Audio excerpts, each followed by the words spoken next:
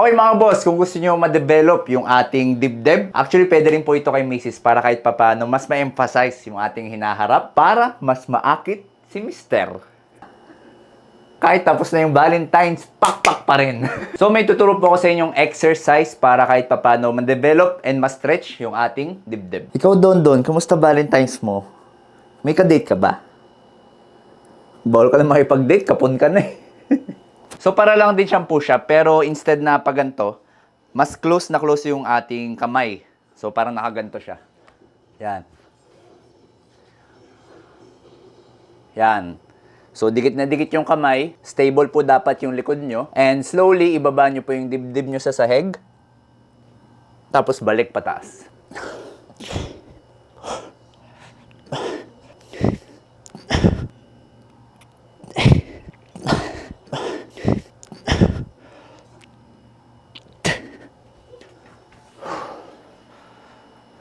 Make sure lang po na dahan-dahan and wag nyo po pupwersahin kung nahihirapan kayo. Kasi baka ma-injury po tayo. Gawin nyo lang po to ng mga 6 to 8 reps. Pwede po kahit 4 reps lang, okay lang yun kung beginner. And bumuo po kayo ng 3 to 4 sets. So everyday po yan, gawin nyo pong consistent. And syempre dapat mataas ang ating protein intake.